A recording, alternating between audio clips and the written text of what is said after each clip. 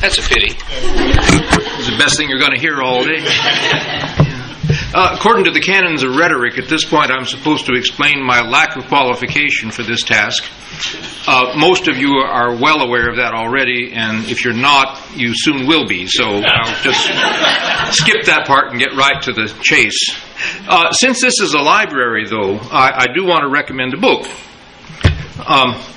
This year has seen, as you would expect, a daunting array of new publications on Calvin and on everything associated with Calvin, and it's hard to find out what you might want to look at. So I do want to recommend something. It's a brief study, an introduction to Calvin's life and thought by William Stacy Johnson, called John Calvin, Reformer for the 21st Century. Very compact. You could actually read this book in a short time. There's also a very celebrated new biography of him by Bruce Gordon that I've just begun to read, but I've heard good things about, but I can't recommend that since I haven't read it. I have read this one. You may know Stacy Johnson, some of you. He taught at Austin Presbyterian Seminary down south of us for some years before he moved to Princeton Seminary, where he now is. Some of you may know another recent book of his called A Time to Embrace: Same-Gender Relationships in Religion, Law, and Politics, which is the most thoughtful and comprehensive and useful treatment of those convoluted issues that I've run across. He was a member of the Theological Task Force on same-gender orientation and relationships and the Church's relation to all that, and was co-author of its 2006 study called A Season for Discernment, or A Season of Discernment, rather, which, along with a companion study by the Lutheran Church, the Evangelical Lutheran Church of America, is a study from which Methodists could profitably learn some things. He's brought the same gifts to this brief study of Calvin as a thinker for our time, and I really do want to commend the book to you. In this week's issue of the Christian Century, there's an ad for Austin Presbyterian Theological Seminary, as it happens, noting that it is the seminary for those who are serious about preparing for ministry in the Reformed tradition. All right? The ad features a photo of their student body president sitting on the seminary lawn reading a book. Perhaps it's the Institutes of the Christian Religion. I don't know. I couldn't see the title on the cover. But on her calf, she's sitting with her leg up like that. On her calf, she has a tattooed reproduction of a portrait of John Calvin. It's not the one that's on the flyer for this lecture, but I think it's one of the other ones on display downstairs. The caption on the ad reads, "Nothing comes between me and my Calvin." The seminary no doubt assumes that the average reader is going to be old enough to remember the ads for Calvin Klein.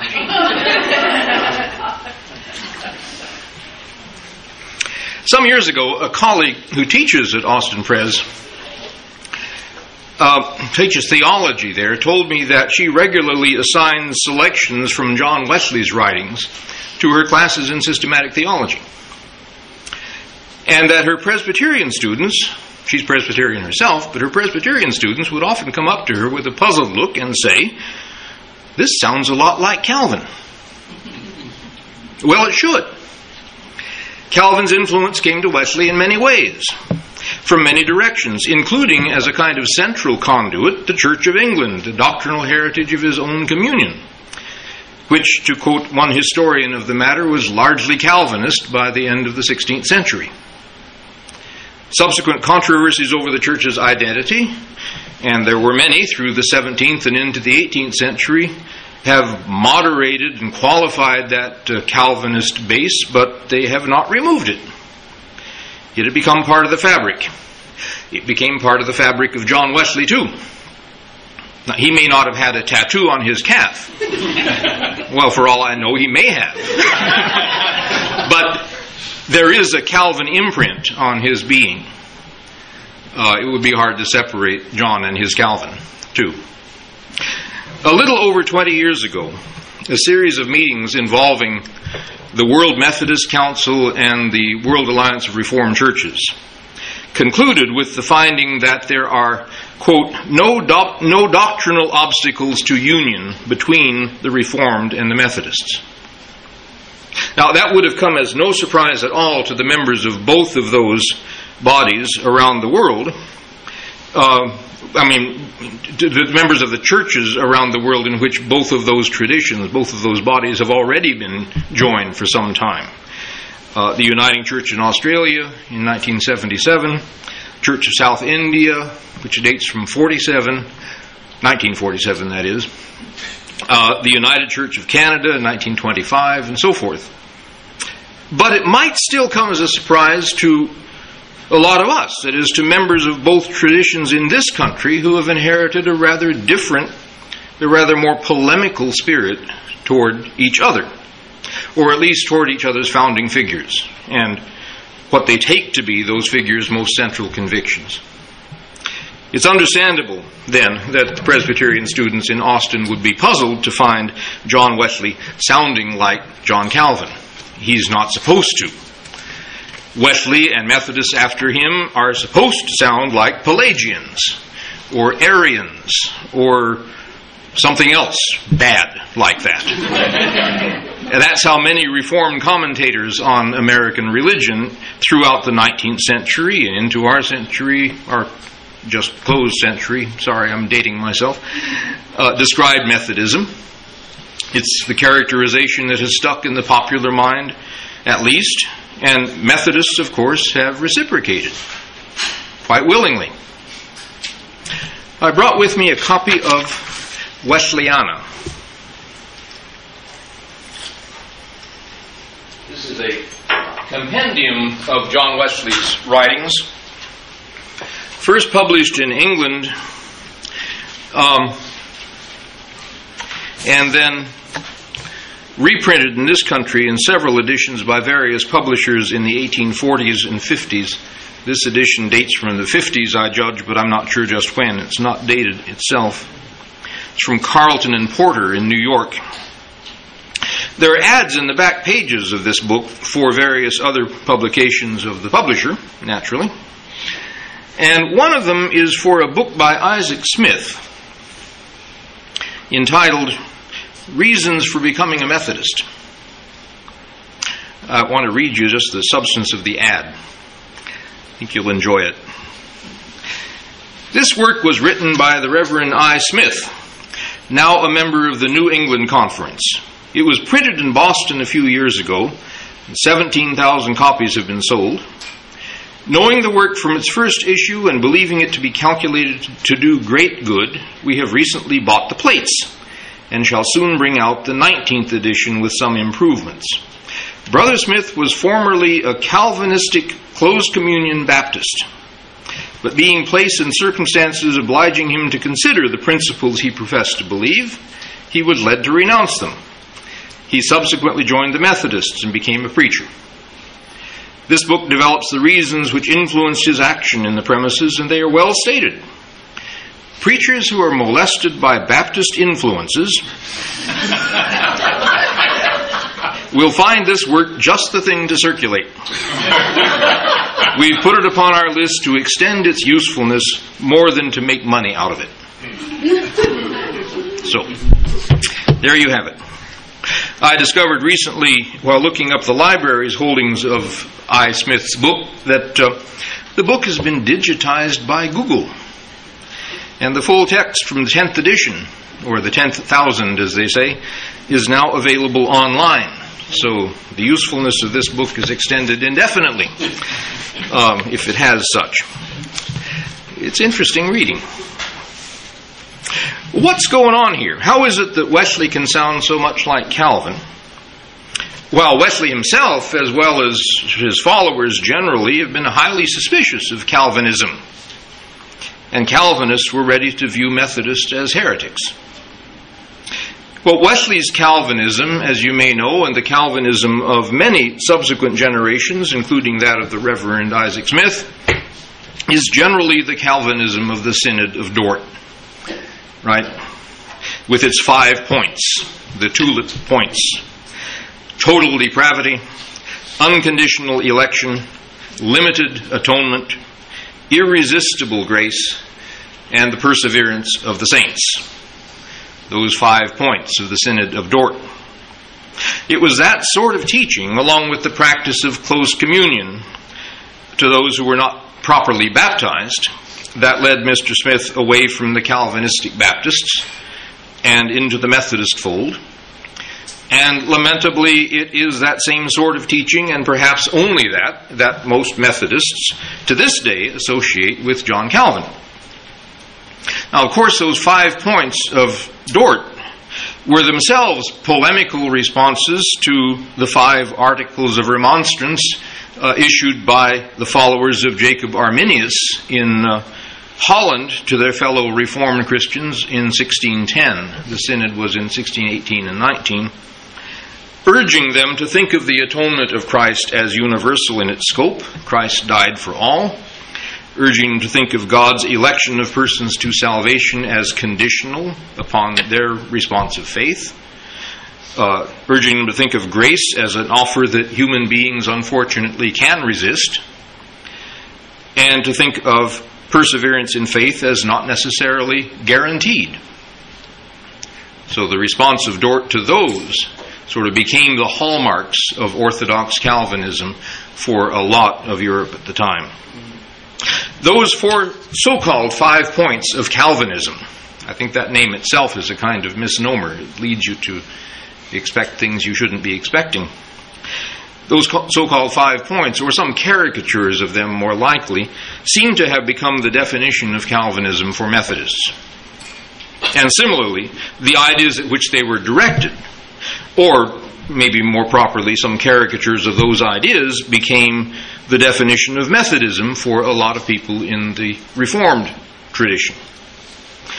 Those caricatures now are very useful in denominational competition in the free market religion of America, right?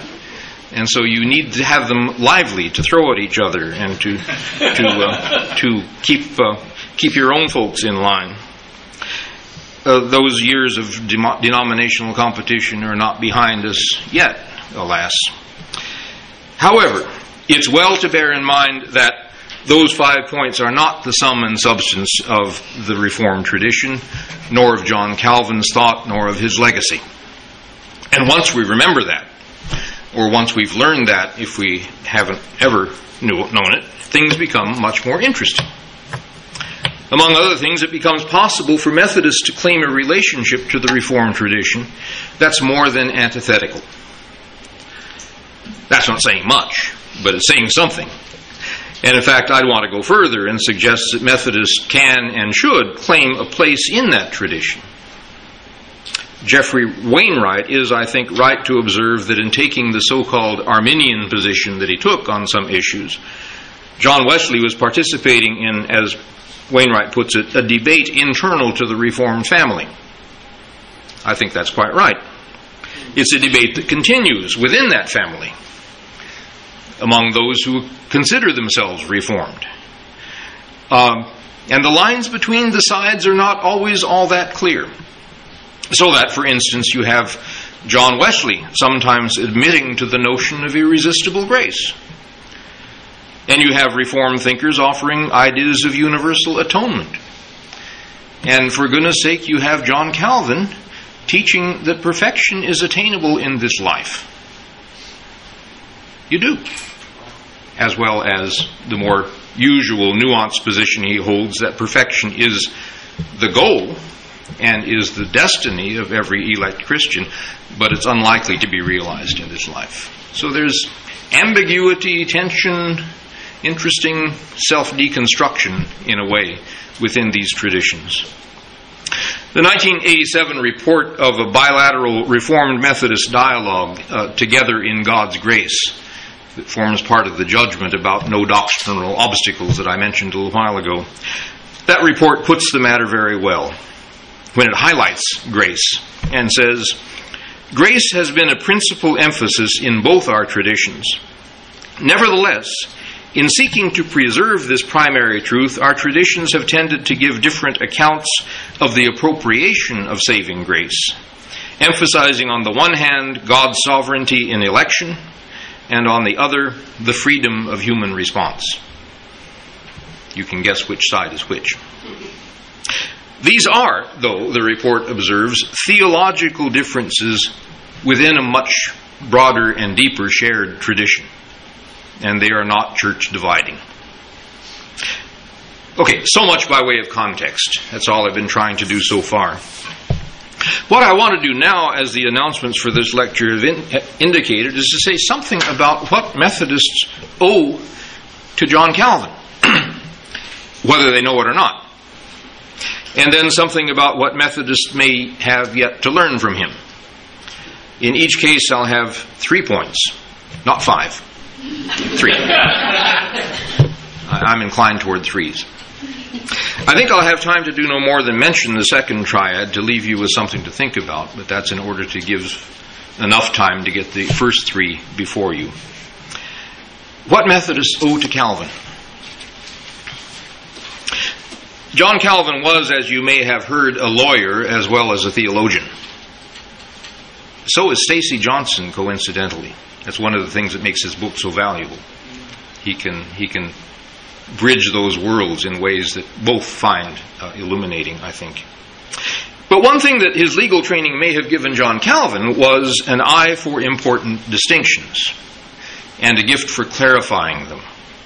An ability to distinguish things for the sake of relating them, for the sake of a more comprehensive, adequate account of the way things are. His work of conceptual clarification is one of his most important contributions to subsequent Christian thought. And certainly it's an important contribution to Wesleyan and Methodist thought. So I want to focus briefly on 3 concepts, 3 related concepts, all of them having to do, when you're dealing with Wesley, you can expect this, all of them having to do with salvation. That is, with what both Calvin and Wesley saw as God's work of restoring humankind to its proper end, restoring human beings to their vocation, to their destiny. First of these is the concept of the threefold office of Christ. The threefold office of Christ. As prophet, priest, and king, to use the traditional language. Those are, of course, 3 prominent ways of characterizing the Messiah in Hebrew Scriptures. And so early Christians were intent on showing how it is that Jesus fulfills each of those roles, among others, that was attributed to the Messiah. Considering all 3 together was not commonly attempted, apparently. It was occasionally done. There are instances in which a writer has put the 3 together, one way or another, or at least listed them. So Calvin did not exactly invent this scheme, though there's a lot of evidence that he systematized it in ways no other writer had done. He is generally credited with its continuing influence on Protestant thought. As if he invented it. I'll let that pass.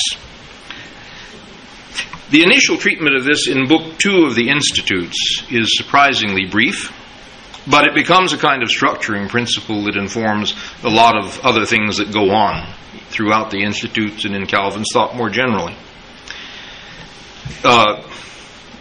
Basically, as you may know, the prophetic part of the office, or the prophetic office, has to do with revelation, with the disclosure of knowledge, understanding. The priestly office has to do with reconciliation, making things right. And the royal office, or the office of king, that aspect has to do with redemption, with liberation, with empowerment, in a way. That's the kind of correlation you can think of in this regard. And to neglect any of those, in the view of both Calvin and, as it turns out, John Wesley, is to reduce the scope of God's saving work. It's to do less than justice to the fullness of what God intends and actually accomplishes for us, with us, in us, through Christ and through the Holy Spirit. Wesley simply assumed this concept of the threefold office, and he related it immediately to the scope and character of the gospel that he proclaimed, and urged his followers to proclaim likewise. He frequently exhorts his preachers, his companions in the Methodist movement, to preach Christ in all his offices. And he means by that in all parts of the threefold office. In one of his standard sermons, that is, the sermons that became doctrinal standards for Methodist preaching, Wesley declares, "We are not ourselves clear before God unless we proclaim Christ in all his offices. To preach Christ is to preach him not only as our great high priest, reconciling us to God by his blood, ever living to make intercession for us, but likewise as the prophet of the Lord, who of God is made unto us wisdom, who by his word and his Spirit is with us always, guiding us into all truth. Yea, and as remaining a king forever, as giving laws to all whom he has bought with his blood, as restoring those to the image of God whom he had first reinstated in his favor, as reigning in all believing hearts," and so forth. So you've got him to preach Christ in all his offices has this effect. It is to preach what Christ does in and for the believer, the one who's made new. And in a note on the Gospel of Matthew, in his explanatory notes on the New Testament, Matthew was apparently Wesley's favorite homiletical source. He preached more often on that Gospel than on any other book. He has this. He's explaining the word Christ in Greek or Messiah in Hebrew, and he says these words signify anointed and imply the prophetic, priestly, and royal characters which were to meet in the Messiah. If we look into ourselves, he says, we shall find a want of Christ in all these respects. We are by nature at a distance from God, alienated from him, and incapable of a free access to him. Hence we want a mediator, an intercessor, in a word, a Christ in his priestly office. This regards our state with respect to God. And with respect to ourselves, we find a total darkness, blindness, ignorance of God and the things of God. Now here we want Christ in his prophetic office to enlighten our minds and to teach us the whole will of God. We find also within us a strange misrule of appetites and passions. For these we want Christ in his royal character to reign in our hearts and subdue all things to himself. Now, Wesley put his own spin on this, and he was really mainly concerned with the soteriological import of this doctrine of the threefold office, obviously. But the fundamental grammar was supplied by Calvin. Taken for granted, maybe, by Wesley, but it's there, first worked out in a way that became very important for subsequent thought by John Calvin. The second concept I want to mention briefly is that of sanctification. Now, Calvin and the Reform movement, the Reformed branch of the Reformation, generally are known for an emphasis on this feature of God's saving work. Sanctification, to use the usual name for it.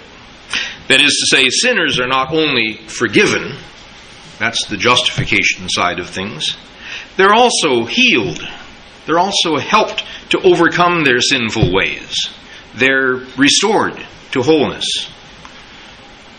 A bridge from the idea of the threefold office of Christ to the idea of sanctification, or the concept of sanctification, is provided by Calvin in Book 3 of the Institutes, by way of a verse from 1 Corinthians 1:30, actually. Christ is made unto us wisdom and righteousness and sanctification and redemption, it reads in the King James. Quoting from the mid-19th century Beveridge translation of the Institutes, that's the first edition I read back in college, I guess it was. I was weird, all right. Forgive the exclusive language. It's not inclusive language. Calvin says, those by whom Christ enlightens by his wisdom, he redeems. Whom he redeems, he justifies. Whom he justifies, he sanctifies. Would you therefore obtain justification in Christ? You must previously possess Christ, but you cannot possess him without being made a partaker of his sanctification, for Christ cannot be divided. Thus it appears how true it is that we are justified, not without works, and yet not by works. Since in the participation of Christ by which we are justified is contained not less sanctification than justification. Calvin was working against the grain of a number of tendencies to bring back this notion that God works in us, God makes a difference in us, and not simply a judgment about us. But in that exposition of the quotation from 1 Corinthians, you have Christ's prophetic office enlightening us, bringing us to an apprehension of the reality and righteousness of God, the priestly office justifying us, the royal office making us holy. And that's the one that's most closely associated with the notion of sanctification. Stacey Johnson sums up Calvin's way of distinguishing justification from sanctification this way. Calvin believed that God's grace as mercy for us was vitally linked to God's grace as power in us. We are reckoned righteous in justification, forgiveness. We are made righteous as we grow in grace, sanctification. I could be reading from Wesley's sermon on a scripture way of salvation. Those are Wesley's terms, no less than Wesley's concepts, but they're Calvin's. Now, Wesley took that concept of sanctification, along with much else in this way of distinguishing the aspects of the work of God. He took it and ran with it. Ran too far in the judgment of many, including many Methodists, as it turns out. But he didn't think it up. Nor did he give it the general form and power that it's proved to possess. It was Calvin's work on the biblical sources that largely prepared the ground. And the interest not only in individual but social transformation that this recovery of a notion of sanctification helped to bring about is an interest shared, obviously, by Methodists and the broader Reformed tradition. It comes to expression in different ways, and that's maybe one point on which Methodists and Reformed folks would have some productive conversations. Third related concept I want to put before us goes by the rather odd name of the third use of the law. You say. I'm glad somebody knows that. Glad to hear some instead of some The third use of the law.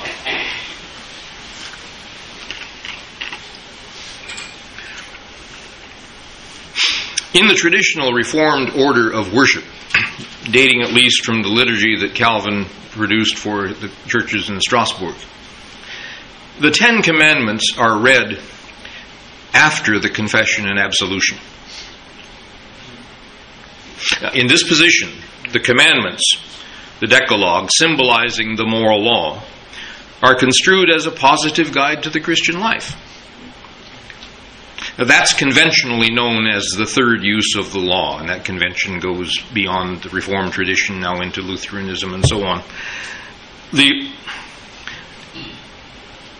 It's a use that's emphasized, if not invented outright, by Calvin.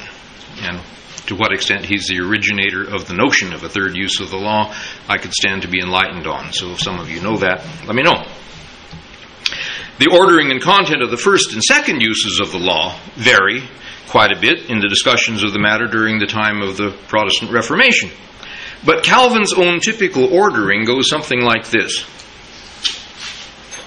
The first use of the law is its convicting use, to show us that we have fallen short of God's intentions for us. And in fact, to make us aware of our sheer inability to fulfill those intentions. We're so far from being able to obey those commandments that we despair to an extent. That's the convicting use. Now, in that use, or function, the function of, as Luther says, driving us to Christ, the proper position for the Ten Commandments would probably be before the prayer of confession, right? It sets you up to confess. The second use of the law in this tradition is the civil use. To restrain wrongdoing. What we normally think of as what laws do in civil or social contexts. The law is a social norm that orders society, restrains sinners, discourages us from sinning, at least, punishes us when we do. In this use, I've been wondering, maybe the proper place for the Ten Commandments is the courthouse lawn. or the courthouse wall, the courtroom wall, or something like that. But the more I think about that, the more I'm inclined to think maybe the proper place is, in the boardrooms of some of our major financial institutions. You shall not steal. You shall not covet. I wonder how that would go over. Or maybe not. Maybe our university classrooms and offices. You shall not bear false witness. That's a temptation that befalls a lot of us who are seeking to make a name for ourselves, or at least to get tenure. How do you distinguish yourself from those you perceive as your competitors without bearing false witness against them? That's the second use, so the civil use, wherever you place the body to get that effect. The third use, then, is the guiding use. The guiding use. The use of the law as a shaper of the redeemed life. There's a great Reformed theologian out of the Czech Reformation, Jan Milik Lehman, who is influential in the general World Alliance of Reformed Churches and intra-Reformed dialogue a lot, as well as more broadly ecumenically. A few years ago, many years ago now, wrote a little book on the Ten Commandments with the title, Signposts to Freedom. Now, he was writing as a member of the Reformed tradition with that third use in mind. The law structures freedom in such a way as to make its expression possible, in such a way as to make it a freedom in which human beings can live. From Calvin's Little Catechism of 1537, you have this. Observance of the law is not a work that our power can accomplish, but it is a work of spiritual power. Through this spiritual power, it is brought about that our hearts are cleansed from their corruption and are softened to obey unto righteousness. Now, the function of the law is quite different for Christians from what it might be without faith. It is now a lamp to guide our feet. It is now our wisdom through which we are formed. That's his take on the third use. Wesley, again, took this and ran with it. Has a way of doing that. His way of putting this business of the third use of the law is this way. Every command in Holy Writ is a covered promise. Every commandment of God is a covered promise, a hidden promise. In a sermon on Matthew 5:17 and following, the part of the Sermon on the Mount in which Jesus declares that he has come not to destroy the law but to fulfill it, Wesley has this to say. From all this we may learn that there is no contrariety at all between the law and the gospel, and that there is no need for the law to pass away in order to the establishing of the gospel. Indeed, neither of them supersedes the other, but they agree perfectly well together.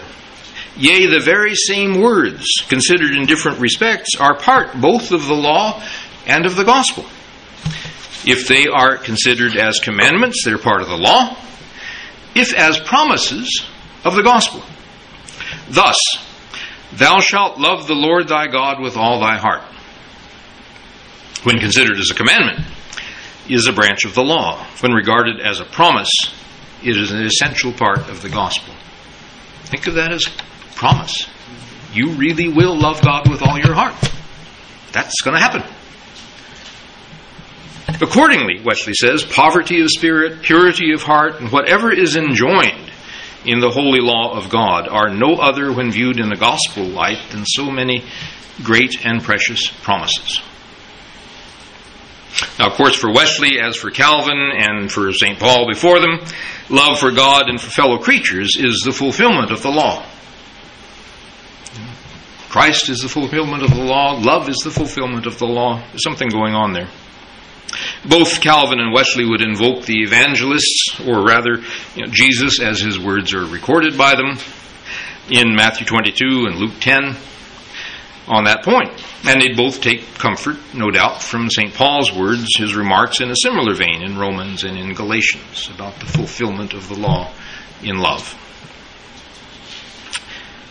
So, the threefold office of Christ: sanctification as the work of God in us, and the law as a signpost to freedom. Those three are among the areas in which, it seems to me, Methodists owe a great debt to John Calvin, and might profit from more conversation with contemporaries in the Reformed churches, conversations that were genuine conversations and not opposing of objections. That leads me at last to the second item on my agenda, which, as I foresaw, I can only lay before you for your own further reflection. I've got to be a lot more brief about this. What Methodists may have yet to learn from Calvin.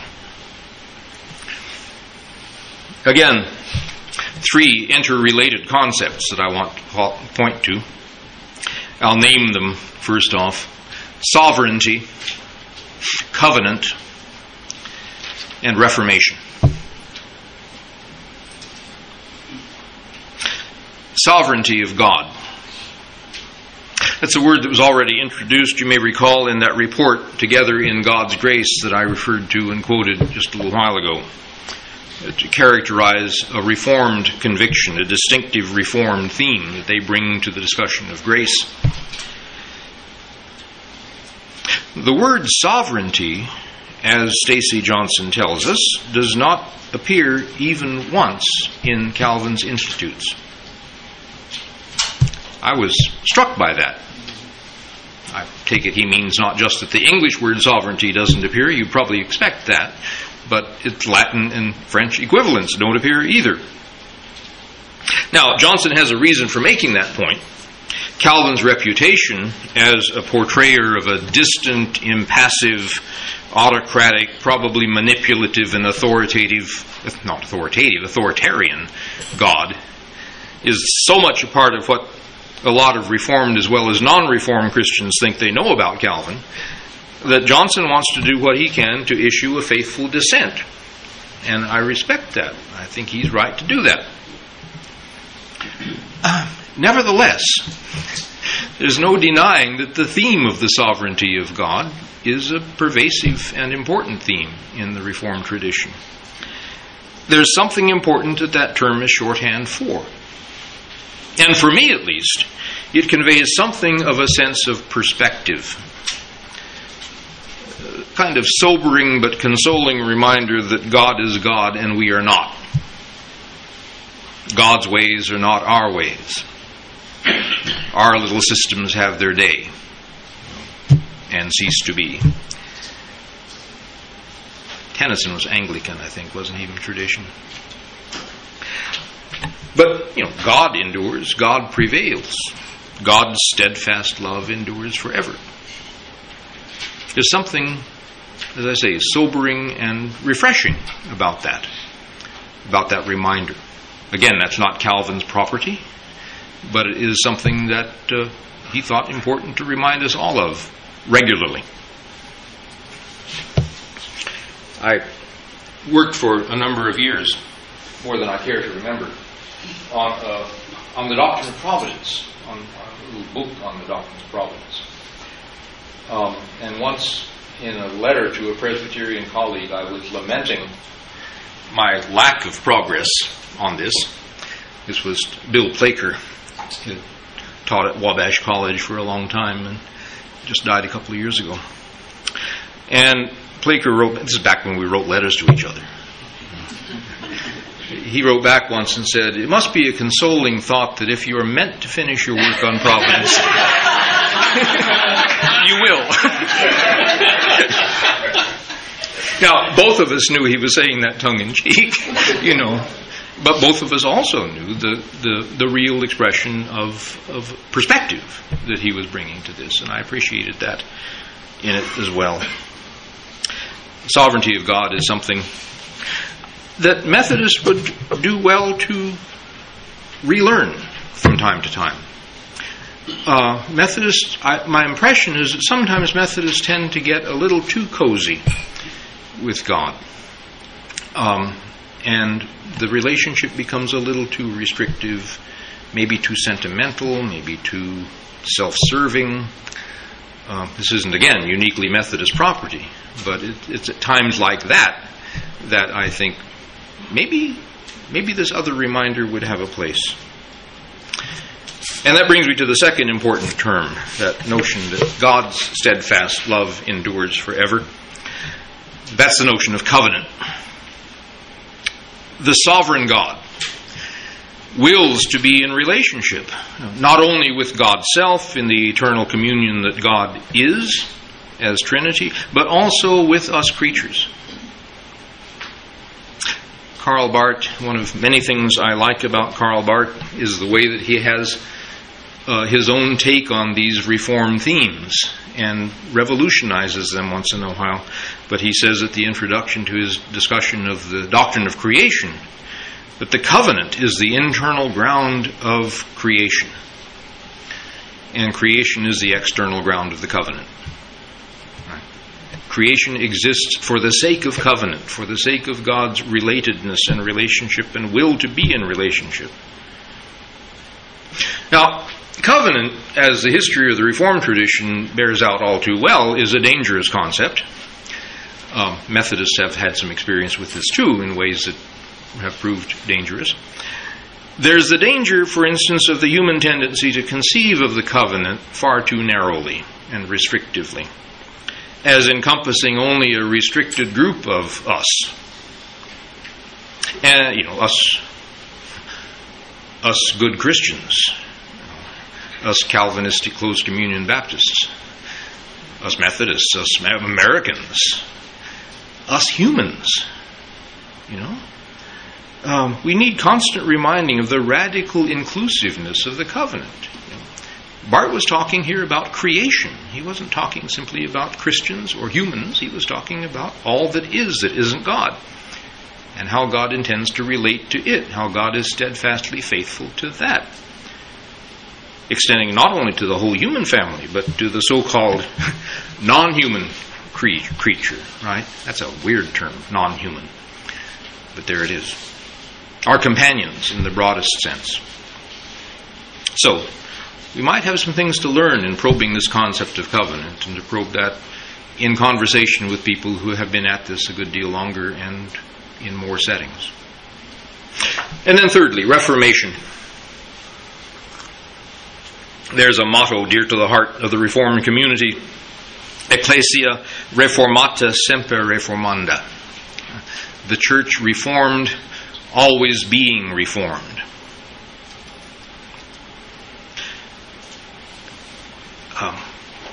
Which, if you just have that before you as your self-image, can be terribly triumphalistic and self-serving, can't it? I mean, you're the church that's always being reformed, and so you're out ahead of the game somehow. That's not quite how it's intended. The always being reformed is a kind of passive way of expressing an agency that isn't ours, right? The agent of the reform is God. Right? The church is always being reformed by God. The real church is really always being reformed, helping to be brought over some of its misconceptions, brought beyond where it is now. There are ways too, as with the concepts of sovereignty and covenant, that I think it would do Wesleyans and Methodists good to be brought in under that motto, properly understood, and to be led toward a better self-understanding, a better self-critical understanding of their part in the church. Well, those are some thoughts about what we owe to Calvin and what we might yet have to learn from him. I've been addressing, I know, a mixed audience, but with a particular eye toward the Methodists here in these matters, and I hope it's been useful. But there it is. Be interested in knowing what you think.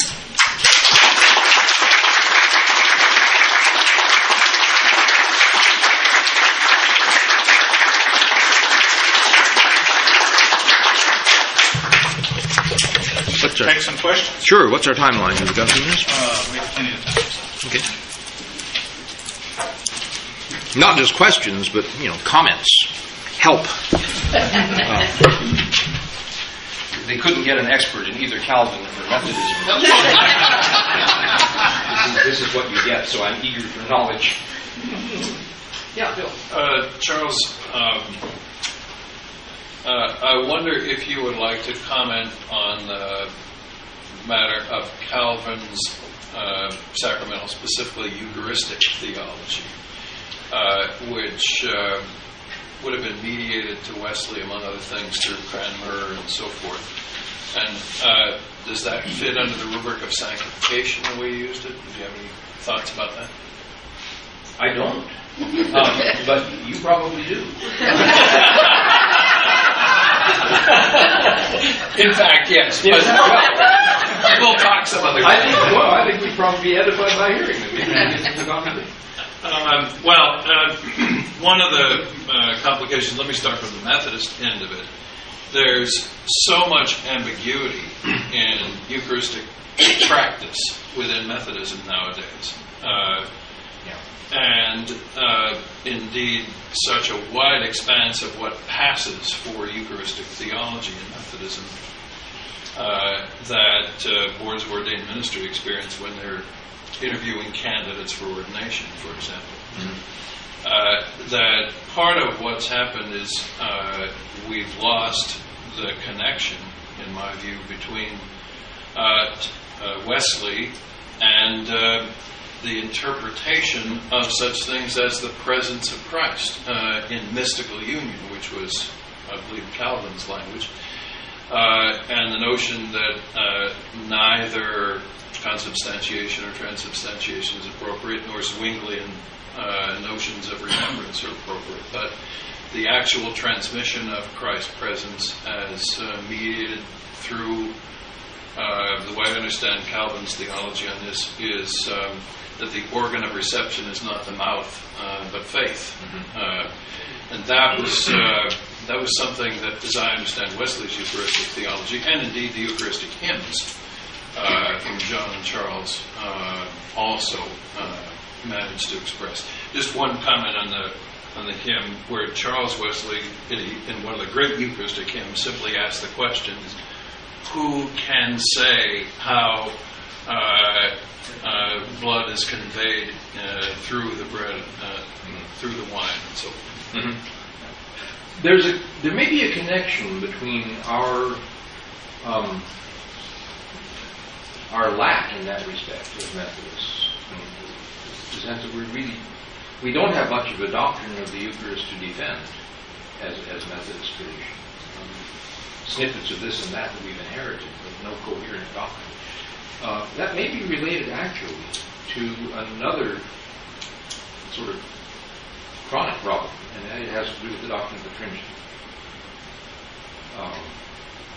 One of the things that I give thanks to Calvin for as a Methodist is the way in which his doctrine of the threefold office of Christ, as Wesley appropriated that, managed to allow Wesley to maintain a kind of depth Trinitarian grammar to his thought and preaching and life, despite the fact that Wesley shared with his contemporaries in the 18th century an inability to articulate a doctrine of the Trinity constructively in any way that would make sense. I mean, there's a whole history in the 17th and 18th century of English writers in particular coming out with great ambitious defenses of the Trinity that have the effect of converting people to Unitarianism. To sort of display the implausibility of this whole concept. And partly that's a result of Newtonian physics, maybe other sorts of things associated with the progress of the Enlightenment that goes into that. But there's something about the sacramental concept, I think, that it shares with all the difficulties in articulating Trinitarianism in a modern viewpoint. Thanks. Billy. I've been eternally chosen by the registrar to teach at 5 o'clock, so forgive me if I have to leave. I foresaw that. So I'd love to know if you think there's anything in the whole notion of predestination which would be worth pursuing in this conversation. No doubt. I don't know what it is.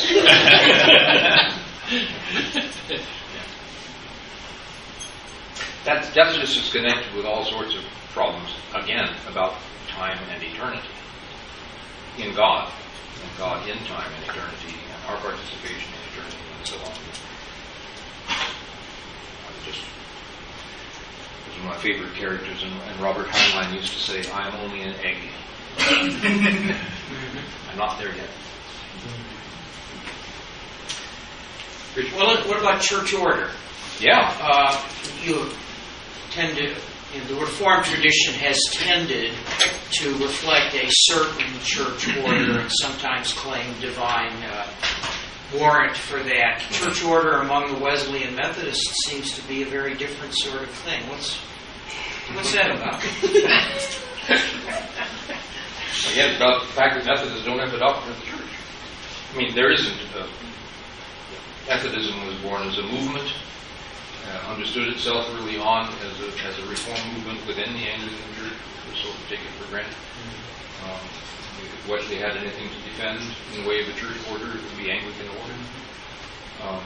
But his followers didn't really take him up on that, partly because of the difficulties that they faced in relating to that order, given the fact that they were not welcomed by it. There's a feature of the Reformed tradition on church order that I very much appreciate. And I don't know whether it is attributable to Calvin. I gather not. It may have been a later development. And that is the understanding of the marks of the church as not just the two of the outward confession of word and sacrament, but also order. Discipline, which can mean either the way you order ministry or it can mean church discipline in a broader sense. I think that take the latter way. But it seems to me that triad of word, sacrament, and order, which used to be enshrined in Methodist policy and self-understanding in the doctrine of the ministry back 20 years ago or so, that seems to me to be something worth exploring. And another point where we might have something in common. But I gather that Calvin was much more the two marks person than the three. I don't know where the third came in. Who may? Yeah, but John Knox was John Knox. the one who really put the order thing in place. And the thing that I think, having been Methodist and Presbyterian, and I think an interesting aspect of the Presbyterian form of government is the presbyter, and basically those are elected at several levels: the church level, Presbyterian level, which is regional, a synod level, which is larger, General Assembly, which is the whole denomination. But the election is not representation like we think of representation. Like, we don't elect representatives to vote our way. The representatives that we elect are to understand that God is the Lord of the conscience, and they're supposed to be spiritually discerning what they need to do. So it's not like, well, I'm friends with these people and they think this, so I'm going to vote this. It is, and so it's supposedly a system where God can work for reformation, that God is the agent of, that the Spirit moves and we respond, and that there's a system to it. It's very interesting. Methodists have been in quest of a theology of ministry for, 60 years at least? I mean, explicitly, in the way of forming study commissions that produce reports that then they're sorry they got enacted and then they go back to the drawing board again. Yeah. Dick Heiser ran an analysis, and I think concluded that in every quadrennium except one since 1948, we've had a commission to study the ministry. It's science. Insanity. Well, please join us, and Charles, you'll be available at the reception.